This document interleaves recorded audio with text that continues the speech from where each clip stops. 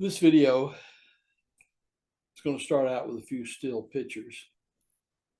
One of them is a 64 Fiat, which I'll mention in the video, and also my new CB radio.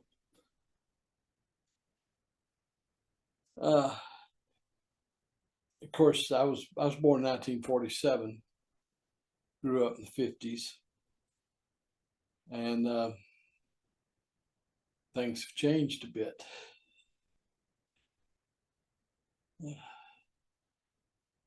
One of the things, and they're sort of in the same time range, around 1964. Back then, CB was all the rage, and a lot of the CB radios had vacuum tubes instead of transistors. You can hear the squelch break on the CB in the background from time to time. A little skip coming in today because of the sunspot cycle. But otherwise quiet.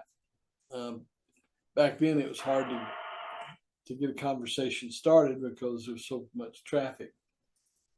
Now the channel which was so active back then, channel 19, I can go in it 24 hours without even having the squelch break. So, but that's to be expected. Now we have cell phones and other ways to communicate. But where the CB and the Fiat came together, my dad knew a fellow who just opened up a Fiat dealership. And he was in desperate need of moving vehicles to keep his dealership active. So he sold my dad two 1964 Fiats, brand new, of course. And my dad gave me one. These were sort of unique vehicles in that they were 4-speed, but the gear shift was on the column. And it was an underpowered 4-cylinder engine. Of course, back then, we didn't have the kind of high-speed traffic we have today. So it wasn't a problem getting out on the expressway because there were very few expressways back then. But anyway, I was glad to have transportation, particularly since it was a gift from my dad.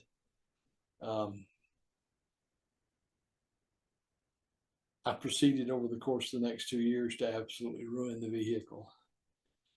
But I mounted my CB in the vehicle, which was a real chore because the set was huge. And I put it under the seat. Talking about a butchered installation that was.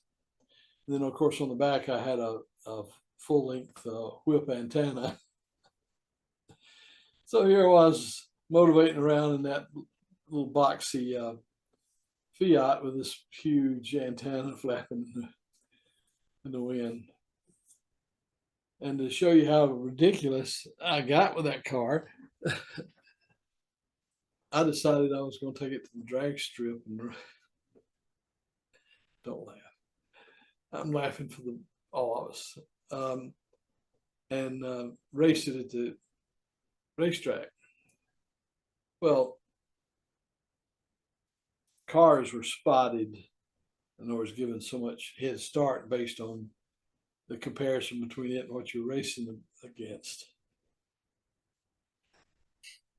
So basically, whatever I was racing against, I would get halfway down the quarter-mile drag strip before they let the other car go, and it'd still just blow by me. Oh, crazy kid. That was me. But I was very fortunate. We had a family business, and my dad was an incredibly patient man. He taught me the business. By the time I was 13, in addition to sweeping the floor, I also kept the company books. And when my parents would go out of town, I would manage the business, including payrolls and whatnot. So I learned a tremendous amount during that time. But also at that time, I was by 1965, I was learning to fly small aircraft. And I finally got my dream car, which was a 1965 Chevrolet Chevette Super Sports, which I proceeded to spend more on racing modifications than the car cost me in the beginning. And that I did race with some success. So, but getting back to the CB, I'm not sure why I bought this CB radio. The only difference between a man and a boy is the price of their toys, I guess. And I can afford it, but it's probably with the power supply, antenna, and the radio, I got about $250 in everything, which is probably a waste of money, except I get to hear it break squelch every once in a while. But at any rate, this is going into the 1950s playlist. And I'm bleeding over into the 1960s, of course.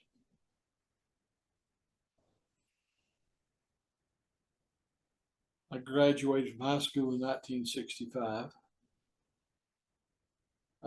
Went to junior college and was more interested in chasing girls than schoolwork. So I lost my draft deferment when my grade point average dropped too low.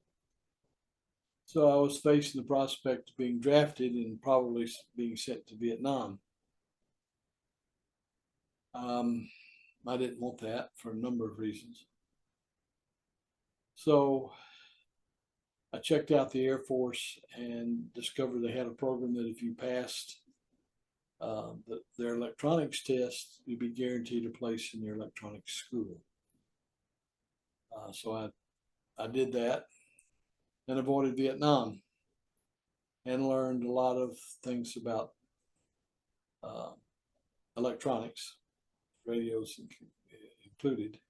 In the background, you can see there I am. This was in 1968, 69 at a control board in Turkey. And this is the tropospheric scatter antennas. Big old, I think they were like 60 feet wide, 30 feet tall. And the only proof I was there is this picture. This was during the Cold War, so what we were doing there was top secret. So on my DD-214, that it doesn't show that I was ever there. During that time, there was a military coup in Turkey, and our operation included the CIA and NSA. And the CIA was operating and providing encrypted services to the Turkish army. So the crew broke out, and 3 days into the coup, the people waging the coup won and set up a new government and took us as prisoners. That was bad news and good news. There were 60 of us at the site. We had one man killed and another one badly injured. And the rest of us for 32 days weren't getting any food supplies. Whole different story there. But anyway, the good news was that after that was over, that gave us the option of taking an early out, which I did. So instead of having to serve the 4-year enlistment, I served 17 months, but had all the benefits, which came in really handy because that was what allowed me to get my college degree, financed in part by the GI Bill. I'm rambling a lot. The whole thing was going to be the CB radio and the Fiat, but I guess a lot of it goes back to my dad. Um, he encouraged me to be independent. Rarely ever reined me in except when it was absolutely necessary, and taught me so much. So with Father's Day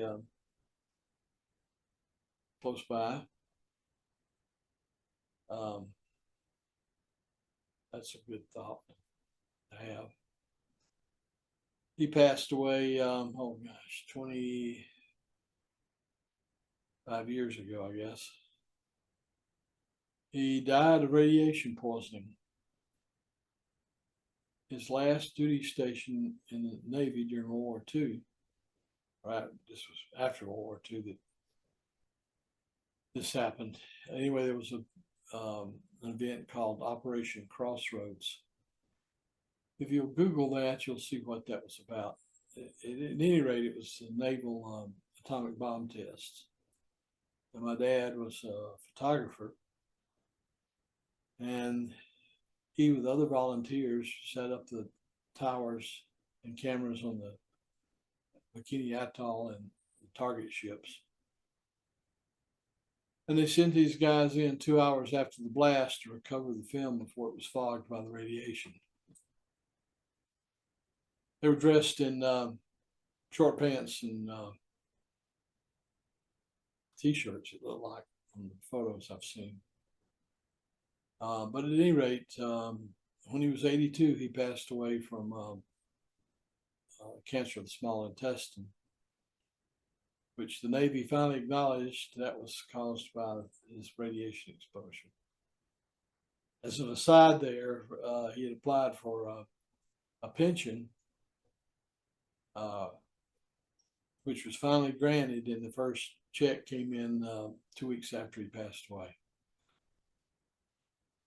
At any rate, the 50s, though, were great. The 60s up until Vietnam were great.